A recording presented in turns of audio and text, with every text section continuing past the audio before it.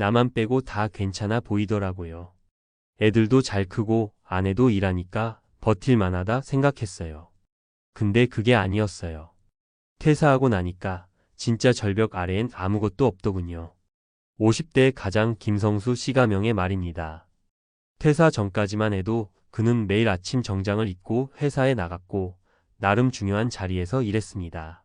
누구보다 성실했고 위에서 믿고 아래에서 따르는 사람이었죠.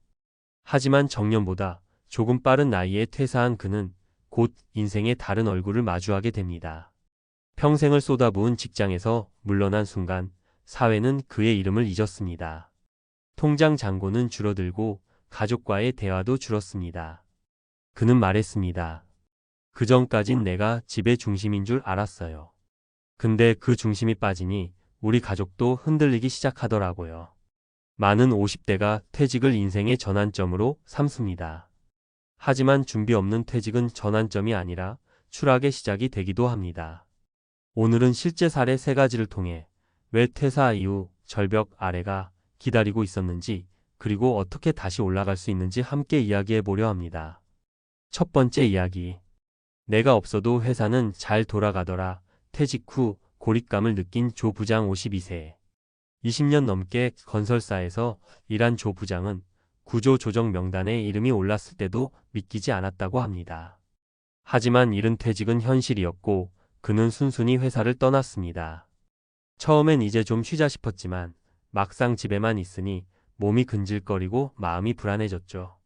무엇보다 충격이었던 건 자신이 없다고 해서 회사가 전혀 흔들리지 않는다는 사실이었습니다.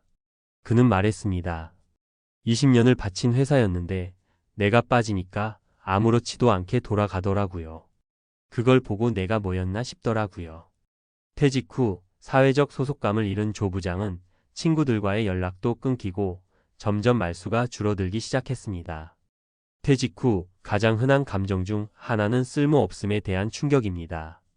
회사에서는 실적, 회의 일정이 사람을 움직였지만 퇴직 후에는 스스로를 관리하고 다시 세워야 합니다. 그 기반이 없으면 무너지는 건 시간 문제죠. 두 번째 이야기. 퇴직금으로 자영업. 1년 만에 쫄딱 망했어요. 퇴사 후 자영업에 도전한 이선호 씨 56세. 퇴직금 약 1억 원을 들여 작은 분식점을 열었습니다. 요리는 아내가 맡고 본인은 운영을 책임졌죠. 처음엔 노후까지 이걸로 버티면 된다는 희망이 있었지만 현실은 냉혹했습니다. 코로나 여파, 물가 상승, 경쟁 포화 속에서 손님은 점점 줄었고 임대료는 그대로였습니다. 결국 1년 만에 문을 닫았습니다. 가족한테 정말 미안했어요. 난 잘해보려고 한 건데 아내는 불평도 안 하고 묵묵히 주방에 섰거든요. 근데 결국은 다 날려버렸죠. 자영업은 쉬운 대안이 아닙니다. 준비 없는 창업은 단순히 일을 만드는 게 아니라 빚을 만드는 지름길이 됩니다. 퇴직금이 노후의 전 재산이라면 더더욱 신중해야 하죠. 요즘은 창업보다도 자신에게 맞는 파트타임 직업, 프리랜서 일감, 혹은 투자 공부를 먼저 추천하는 이유입니다. 세 번째 이야기. 가족이 날 멀리하기 시작했어요. 퇴사 후 무너진 관계. 박진우 씨 55세는 퇴직 후 가족과 보내는 시간이 많아질 거라 기대했습니다. 그런데 실제로는 정반대였습니다. 자녀들은 아버지의 눈치를 보기 시작했고 아내는 말수가 줄었습니다. 그는 왜 그럴까 고민하다가 어느 날 딸이 던진 한마디에 충격을 받았다고 합니다. 아빠, 왜 자꾸 우리 일에 간섭해? 지금 회사도 안 다니는데. 그는 말합니다. 그 말 듣고 정신이 번쩍 들었어요. 내가 이제 가족 안에서도 중심이 아니구나 싶더라고요. 내 존재감이 사라진 기분이었어요. 퇴사 후 가족 내에서의 역할 변화는 많은 이들에게 큰 충격입니다. 예전처럼 경제적 기여가 없다면 가족 구성원으로서의 자리도 달라질 수 있거든요. 이때 필요한 건 억지로 권위를 유지하는 게 아니라 새로운 방식의 소통과 역할 찾기입니다. 가사에 적극적으로 참여하거나 자녀와 새로운 취미를 공유하는 등 새로운 루틴이 필요합니다. 퇴직은 끝이 아니라 또 하나의 시작입니다. 하지만 준비 없이 맞이하면 그 시작은 너무도 가파른 절벽이 될 수 있습니다. 절벽 아래에서 다시 올라오려면 첫째 정신적 회복, 둘째, 경제적 자립 기반. 셋째, 사회적 연결고리가 필요합니다. 이제라도 늦지 않았습니다. 제2의 삶을 준비하려면 지금부터라도 나를 위한 작은 루틴 하나씩 다시 만들어 가야 합니다. 지금 이 글을 보고 있는 50대 분이라면 자신에게 묻는 질문 하나로 시작해 보세요. 퇴직 후에도 나는 나를 사랑하고 지킬 준비가 되어 있는가? 그렇다면 절벽 아래는 끝이 아닌 또 다른 길의 시작일 수 있습니다. 많은 50대가 퇴직을 끝이라 여깁니다. 그러나 전문가의 입장에서 분명히 말씀드리면 퇴직은 단절이 아니라 재설계입니다. 단지 준비하지 않아서, 방향을 못 잡아서, 혹은 너무 빨리 나를 소비해버려서 절벽처럼 느껴지는 것일 뿐입니다.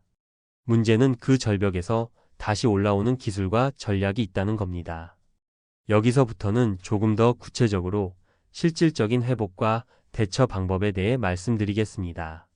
첫 번째, 정신적 붕괴를 막는 일상 루틴 재설계. 퇴직 후 가장 먼저 무너지는 건 시간의 구조입니다. 아침에 일어나야 할 이유가 없고 시간은 많은데 쓸 곳이 없으면 결국 머리는 과거에 머무르고 마음은 불안에 빠집니다. 그래서 반드시 필요한 게 루틴 재설계입니다. 이때 중요한 건 거창한 목표가 아닙니다. 아침 7식 이상 산책 30분, 하루 1시간 독서, 오후에 유튜브 강의 시청 정도의 단순하지만 꾸준한 틀을 만드는 것이 핵심입니다. 운동이든 취미든 동네 봉사활동이든 관계없습니다. 스스로 해야 할 일을 만드는 것이 바로 자존감 회복의 시작입니다. 실제로 정신건강의학회에서도 퇴직자의 우울 예방책으로 하루 단위의 성취 루틴을 만들라고 권고하고 있습니다. 정해진 시간에 일어나고 무언가를 배우고 사람들과 교류하는 구조만 갖춰도 절벽 아래에서 멍하니 앉아있는 시간을 확 줄일 수 있습니다. 두 번째, 경제적 기반은 작지만 꾸준하게 쌓는 전략으로. 은퇴 후 경제적 공백을 무작정 큰 한 방으로 해결하려 하면 실패할 확률이 높습니다. 예를 들어 퇴직금을 다 털어 주식이나 자영업에 넣었다가 손실을 보는 경우가 대부분입니다.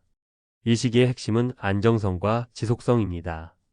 일례로 요즘 50대 이상에게 인기 있는 수입원 중 하나가 배달이나 배송 파트타임 또는 시간제 택배입니다. 꾸준히 하면 월 8만 150만 원 정도 수입이 생깁니다. 여기에 국민연금, 퇴직연금이 합쳐지면 한 달 생활비 기본 틀이 잡히게 되죠. 혹은 블로그나 유튜브 같은 콘텐츠 기반 부업도 장기적으로는 꽤 매력적입니다. 은퇴한 의사, 교사, 직장인들이 자기 경험을 바탕으로 시작해 수익을 만드는 사례도 많습니다. 핵심은 한번 배워두면 계속 써먹을 수 있는 스킬을 지금부터 천천히 익히는 겁니다. 돈이 아니라 능력 기반의 수입 구조로 방향을 틀어야 경제적 불안에서 벗어날 수 있습니다. 세 번째, 인간관계와 소속감은 작은 커뮤니티부터 다시 시작해야 합니다. 퇴직 후 혼자 있는 시간이 길어지면 고립감과 우울감이 찾아옵니다. 이때 필요한 건 바로 소속감의 재구축입니다. 그런데 대다수의 50대는 기존 회사 인맥이 단절되면 다시 사람들과 어울리는 걸 어색해하고 주저합니다. 하지만 요즘은 5060대를 위한 커뮤니티가 꽤 잘 발달되어 있습니다. 주민센터, 시니어 클럽, 평생교육원, 심지어 도서관에서 진행하는 무료 프로그램에도 참여자가 많습니다. 단 한 번만 용기를 내면 그 안에서 새로운 친구와 일거리, 취미가 함께 열립니다. 또 하나, 멘토나 동료 관계를 만드는 것도 중요합니다. 자신보다 조금 먼저 퇴직 후 삶을 살아간 사람과 교류하면 방향성이 훨씬 명확해집니다. 사람은 혼자 있을 때보다 함께 있을 때 회복 속도가 훨씬 빠릅니다. 심리학에서도 사회적 연결감은 스트레스를 줄이고 회복 탄력성을 높이는 가장 강력한 요인이라고 말합니다. 퇴직 이후 인생이 무너졌다고 느끼는 분들에게 꼭 드리고 싶은 말이 있습니다. 절벽은 끝이 아니라 다른 길을 찾아야만 비로소 보이는 문입니다. 그 문은 누구에게나 열려 있지만 먼저 손잡이를 돌릴 용기가 필요합니다. 그 용기는 오늘, 지금 이 순간부터 만들 수 있습니다. 아주 작은 변화 하나, 내일 아침 일찍 일어나 산책을 시작해보는 것만으로도 인생의 방향은 분명히 달라질 수 있습니다. 인생 이막의 시작은 스펙이 아니라 태도에서 비롯됩니다. 지금까지 남을 위해 살아왔다면 이제는 나를 위한 시간, 나를 위한 설계를 시작할 때입니다. 늦었다고 느낄수록 지금이 딱 그때입니다.